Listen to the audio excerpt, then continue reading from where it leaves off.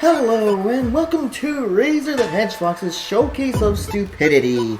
Today we are going to be looking into the mystical illusionary world of transhumanism, or as they say, transgenderism. Now I say transhumanism because you cannot magically change from male to female, and these are some fucking weirdos that seem to believe so.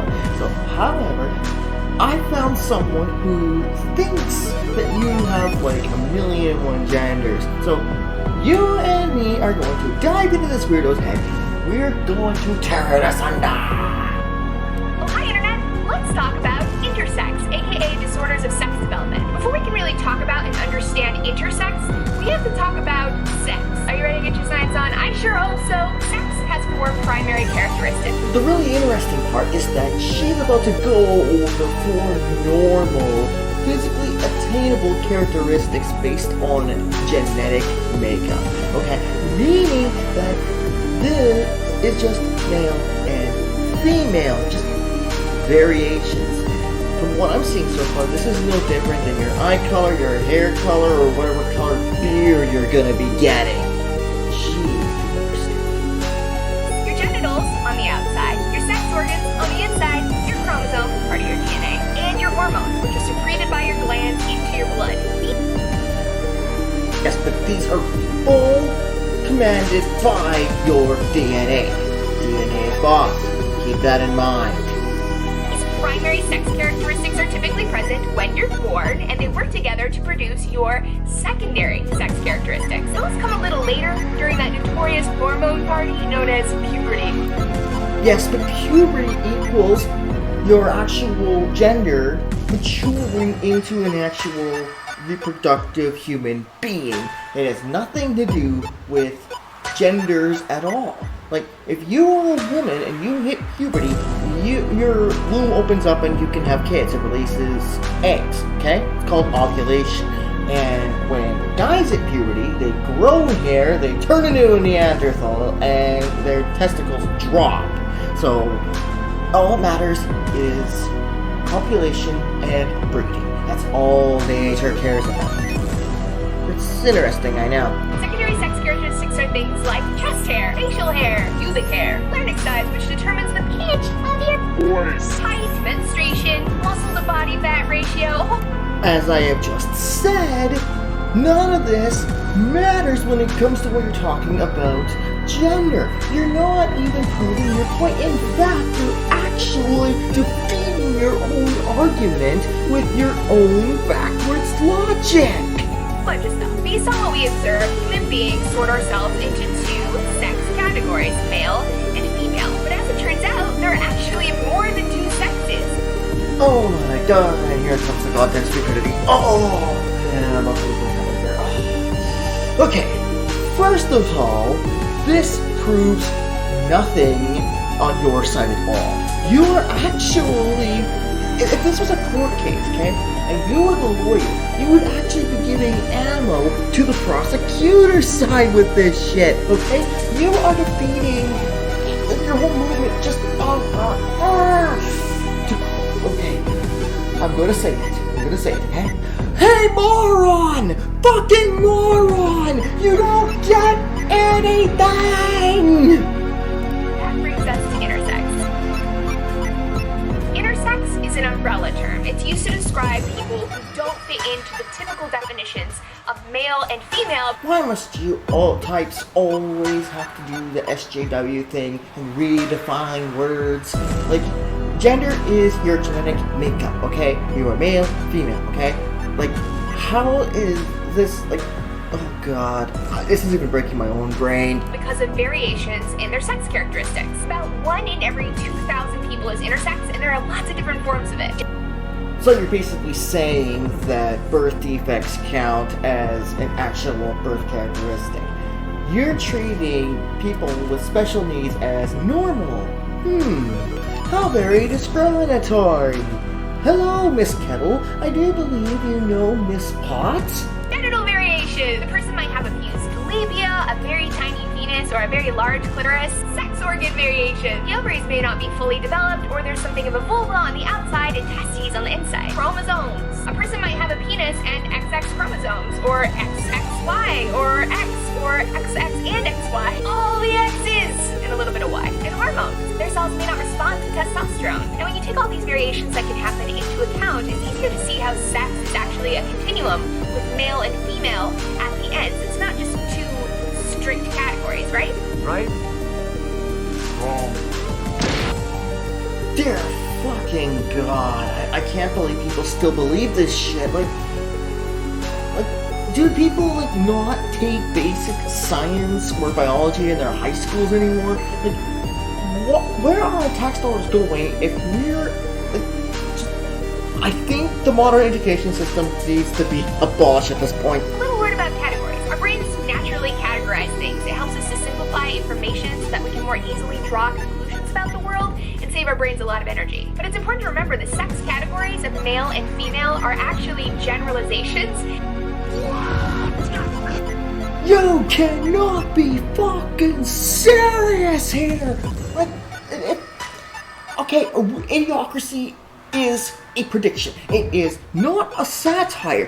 When people can get this brain rotted, you can't be serious. This has to be a fucking troll. Like, no one could honestly believe this, and if they honestly do, then we need to bring back the asylums. Oh my god, this is so cringe.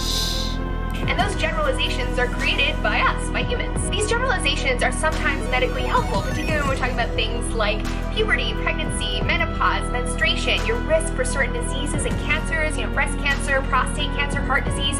All of those things are affected by your sex.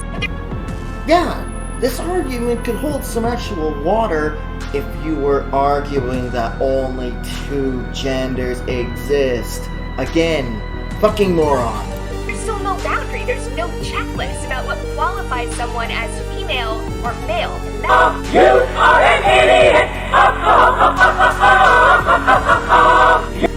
These people have to honestly believe that they are the smartest people in the room and their logic is completely infallible, because if these people were to actually debate a real college professor, they would be so humiliated they'd be walking out of the debate office in a paper fucking bag mask. that has created a whole lot of problems for people who exist on the sex continuum.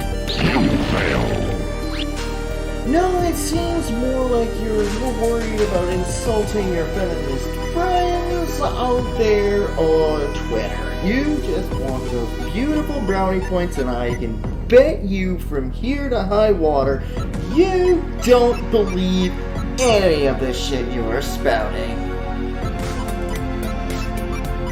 When a beautiful little intersex baby comes into the world, doctors and parents are eager to assign it a sex and a gender.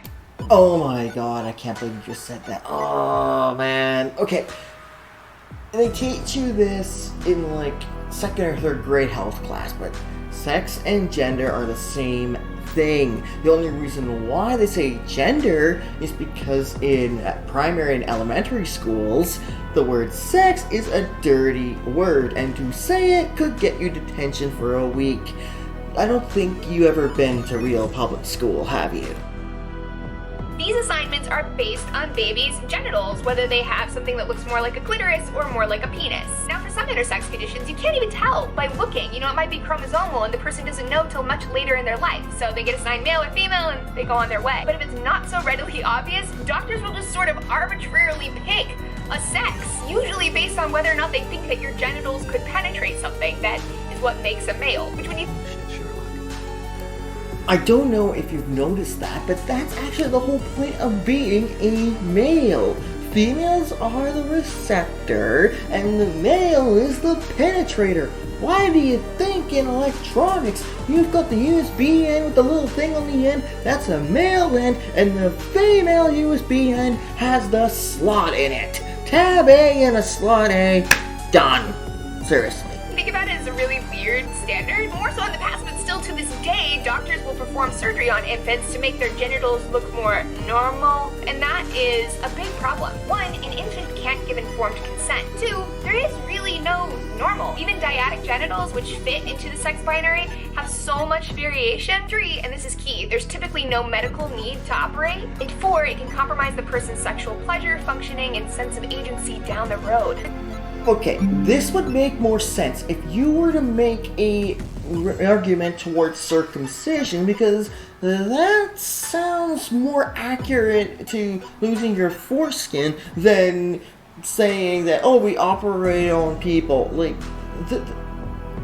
you're really getting your wires crossed here, lady. These reasons and more, it's crucial to leave intersex babies' genitals alone if there's no medical necessity. So what's with the surgeries anyway? Intersex gives people a lot of anxiety because it poses this paradox. People think that sex and gender are the same thing, when really But we already established that it is. they are two different things. Sex, male, female, intersex, pertains to biology, even though the ways that we understand that biology is socially constructed. Gender, on the other hand, refers to the interactions between our psychology, our culture, and socialization. Okay, I already said it twice, so this time my father is going to say it. Hey, moron! Fucking moron! And our identities. But in a society where sex and gender are treated as the same thing, if a parent can't discern their child's sex, they can't discern their child's gender. Remind me, if I ever were to kill myself, I could scale to the heights of your blind devotion and leap down towards your eyes. Okay, now you are seriously reaching to the point your arm just fell out of the goddamn socket here. In order for the parents to not tell if their kid is a male or female even by looking at them, because structurally sound, a male and a female are different in terms of height and muscle mass, even as a baby. So if you got a problem with that, then you're obviously not fit as parents. Just saying. And that poses a lot of social, cultural questions about how they will raise the child. And this is an important question that I think all parents should ask themselves, not just the parents of intersex children. How can we raise children without strictly prescribed gender roles, without all these expectations based on their genitals? I'm a challenge for you, internet. I want to know what y'all think down below. Well, at least she had the common decency to have her comment section open, unlike most of these weirdos. So, at least you understand just how crazy, like, the left can be. The right can be just as bad. So expect me to jump up a right-winger's ass in a couple of days. So, yeah, I'm an equal opportunity ass kicker. Hey, moron! Fucking moron! Hey, moron! You fucking idiot! Your ass is mine, douchebag. Fucking moron! Douchebag.